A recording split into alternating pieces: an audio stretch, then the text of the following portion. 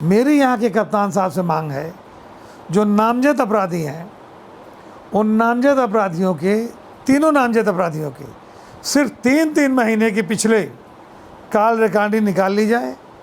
उनके उन तीनों अपराधियों के, नामजद तीनों अपराधियों के पिछले 3 महीनों के किसके किससे उनकी फ़ोन पर बातें हुई हैं, वो चाहे मंत्री हो, चाहे विधायक हो, चाहे बड़ा नेता हो, चाहे छोटा नेता हो, उसको जेल भेजा जाए, तब हम जानेंगे सरकार न्याय कर रही।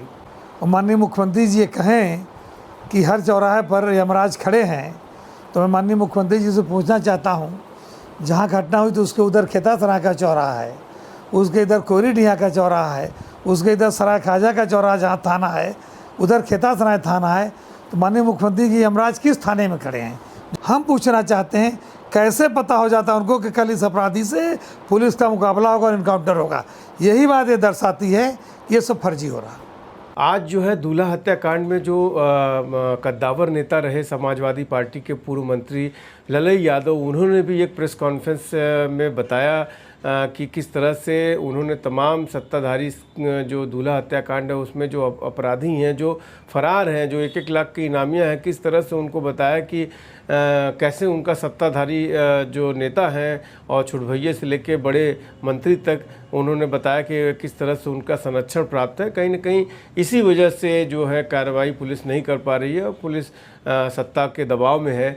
और कई बिंदुओं पर उन्होंने ऐसे चौंकाने वाले बयान दिए हैं जिसमें अगर इन बिंदुओं पर जांच हो जाए तो वाकई बहुत बड़ा हड़कंप मच सकता है। उन्होंने कॉल डिटेल्स की बात की है, तमाम जो अपराधी फरार हैं उनकी कॉल डिटेल्स निकालने की बात की है कि 3 महीने की अगर उनकी कॉल डिटेल्स निकल जाए तो वो पता चल जाएगा कि किनके संरक्षण में पहले थे या फरारी के बाद भी किनका संरक्षण मिल रहा है।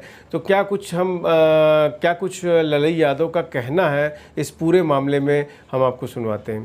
पहली बात तो ये, अगर कानून व्यवस्था ठीक होती तो इनकाउंटर की ज़रूरत ही कहाँ पड़ती।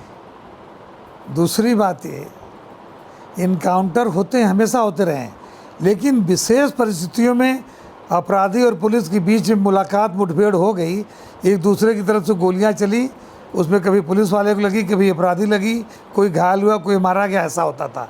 आज इनकाउंटर ऐसा हो रहा है, एक दिन पहले मुख्यमंत्री जी या कोई मंत्री या कोई सत्ता का नेता या कोई अधिकारी कहता कि इनकाउंटर होगा, दूसरे दिन इनकाउंटर हो जाता है। हम पूछना चाहते हैं कैसे पता हो जाता है उनको कि कल इस अपराधी से पुलिस का मुकाबला होगा और इनकाउंटर होगा? यही बात ये दर्शाती है कि ये सब फर्जी हो रहा। देखिए, इस बात को मैं नहीं कह सकता कौन उसमें शामिल था, कौन नहीं शामिल था।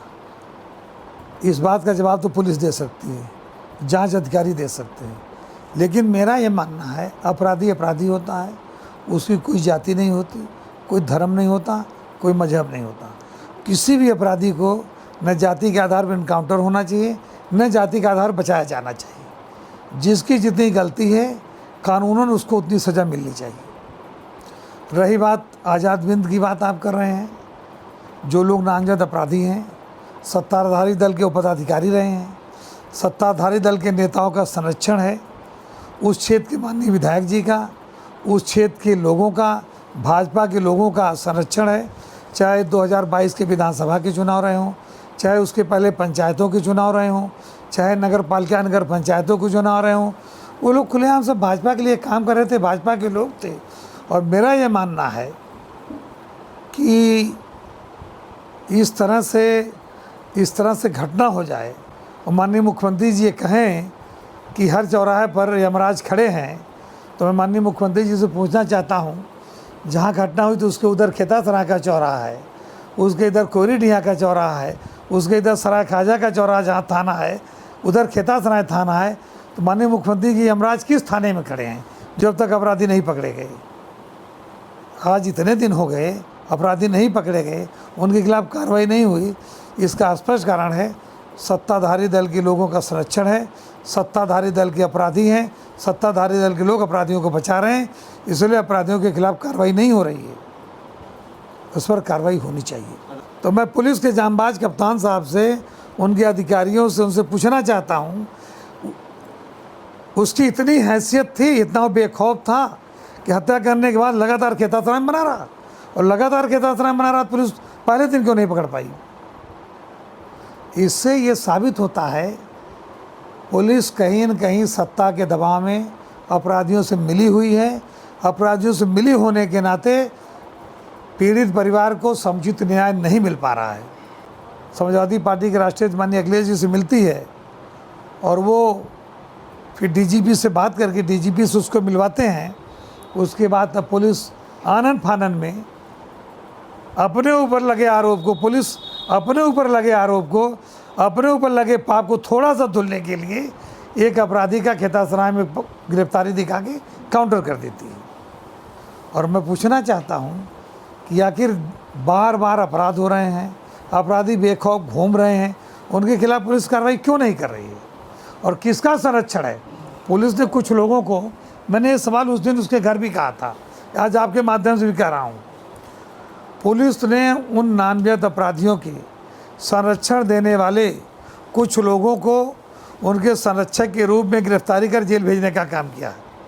मेरी यहाँ के कप्तान साहब से मांग है, जो नामजद अपराधी हैं उन नामजद अपराधियों के, तीनों नामजद अपराधियों के सिर्फ 3-3 महीने के पिछले कॉल रिकॉर्डिंग निकाल ली जाए। उनके उन तीनों अपराधियों के, नामजद तीनों अपराधियों के पिछले 3 महीनों के किसके किससे उनकी फ़ोन पर बातें हुई हैं, वो चाहे मंत्री हो, चाहे विधायक हो, चाहे बड़ा नेता हो, चाहे छोटा नेता हो, उसको जेल भेजा जाए, तब हम जानेंगे सरकार न्याय कर रही। मेरी यहाँ के कप्तान साहब से मांग है, जो नामजद अपराधी हैं उन नामजद अपराधियों के, तीनों नामजद अपराधियों के सिर्फ 3-3 महीने के पिछले कॉल रिकॉर्डिंग निकाल ली जाए। उनके उन तीनों अपराधियों के, नामजद तीनों अपराधियों के पिछले 3 महीनों के किसके किससे उनकी फ़ोन पर बातें हुई हैं, वो चाहे मंत्री हो, चाहे विधायक हो, चाहे बड़ा नेता हो, चाहे छोटा नेता हो, उसको जेल भेजा जाए, तब हम जानेंगे सरकार न्याय कर रही। अब मैं अभी उस परिवार से मिला नहीं हूँ, इसलिए मैं उनकी बात को मैं अभी कह नहीं सकता। इनकाउंटर के बाद 100 भी परिजनों को मिला, परिजन 100 मान कर ये तो गलत है। बड़ा से बड़ा अपराधी हो, दुर्दांत अपराधी हो, अगर इनकाउंटर में मारा गया और पोस्टमार्टम हो गया तो 100 तो उसके परिवार को देना चाहिए। और हमारे सनातन व्यवस्था की मानने वाली सरकार है। सनातन व्यवस्था में ये परंपरा है कि हर व्यक्ति का 100, चाहे अपराधी हो, चाहे शरीफ हो, चाहे सज्जन हो, चाहे जो हो, अगर वो सांसारिक व्यक्ति है तो उसके घर से ही उसकी 100 यात्रा शुरू होती है। ये तो उन्हें मौका देना चाहिए था, उसके परिवार के लोग उसे अपने घर ले जाते, फिर वहाँ से उनका जो अपना घाट है जहाँ उनके खानदान के लोगों का संस्कार होते हैं वहाँ ले जाकर संस्कार करते। अब मैं अभी उस परिवार से मिला नहीं हूँ, इसलिए मैं उनकी बात को मैं अभी कह नहीं सकता। इनकाउंटर के बाद 100 भी परिजनों को मिला, परिजन 100 मान कर ये तो गलत है।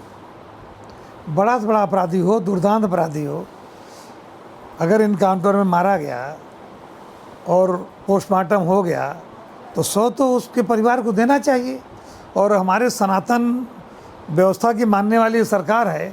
सनातन व्यवस्था में ये परंपरा है कि हर व्यक्ति का 100, चाहे अपराधी हो, चाहे शरीफ हो, चाहे सज्जन हो, चाहे जो हो, अगर वो सांसारिक व्यक्ति है तो उसके घर से ही उसकी 100 यात्रा शुरू होती है। ये तो उन्हें मौका देना चाहिए था, उसके परिवार के लोग उसे अपने घर ले जाते, फिर वहाँ से उनका जो अपना घाट है जहाँ उनके खानदान के लोगों का संस्कार होते हैं वहाँ ले जाकर संस्कार करते।